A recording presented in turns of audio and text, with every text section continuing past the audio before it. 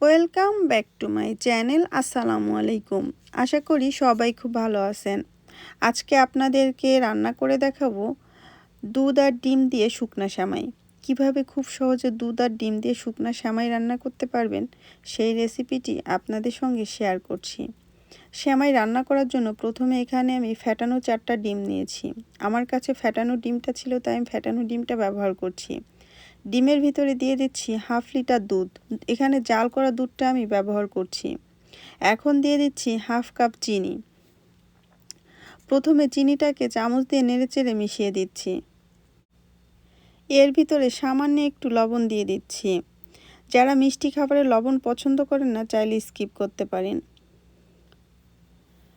চিনিটা ভালো মতো গলে গিয়েছে। এই ফ্যাটানো ডিমটা একটা সাইডে রেখে দিলাম। এখানে নিয়েছি লম্বা সেমাই। সেমাইটাকে ছোট ছোট করে ভেঙে নিয়েছি। সেমাইটা এখন ভেজে নিব। এদিকে চুলায় একটা প্যান বসিয়ে দিলাম। প্যানের ভিতরে দিয়ে দিলাম 100 গ্রাম বাটার। এই বাটারের ভিতরে দিয়ে দিচ্ছি আগে থেকে ভেঙে রাখা সেমাই। একেবারে কম আঁচে সেমাইটাকে 7 থেকে 8 মিনিট ভেজে নিব।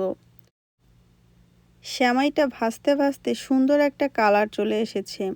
সেমাইয়ের ভিতর থেকে সুন্দর একটা ঘ্রাণও বেরিয়েছে। এই অবস্থায় সেমাইয়ের ভিতরে আমি যে দুধ ডিমের মিশ্রণটা রেডি করে রেখেছিলাম, এই মিশ্রণটা দিয়ে দিচ্ছি।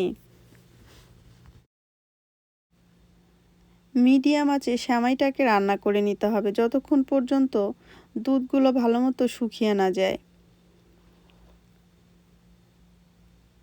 আস্তে আস্তে নেড়ে দিতে হবে যাতে নিচে লেগে না যায়। সেমাইয়ের ভিতর থেকে দুধটা শুকিয়ে গিয়েছে। সেমাই একটা ঝরঝরা ভাব চলে এসেছে।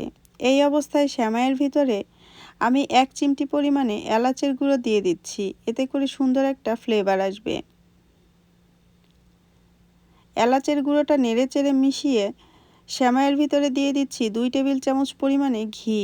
এতে করে সুন্দর একটা ফ্লেভার আসবে। আবারও ভালো মতো 2-3 মিনিট নেড়েচেড়ে নিলাম। সেমাইটা সম্পূর্ণ হয়ে গিয়েছে। এই অবস্থায় সেমাইটাকে আমি চুলা থেকে নামিয়ে একটা বাটির ভিতরে তুলে নিচ্ছি। দেখেই বুঝতে পারছেন সেমাইটা কতটা ভালো হয়েছে। আমার রেসিপিটা আপনাদের কাছে কেমন লেগেছে আমাকে কমেন্টস করে জানাতে ভুলবেন না। আমার ভিডিওটা দেখার জন্য আপনাদেরকে অসংখ্য ধন্যবাদ। যারা এখন পর্যন্ত আমার চ্যানেলটি সাবস্ক্রাইব করেন, অবশ্যই সাবস্ক্রাইব করে দিবেন। আপনাদের জন্য নতুন নতুন রেসিপি নিয়ে হাজির হব। আমি সেমাই খেতে খেতে বিদায় নিচ্ছি। সবাই ভালো থাকবেন। আল্লাহ হাফেজ।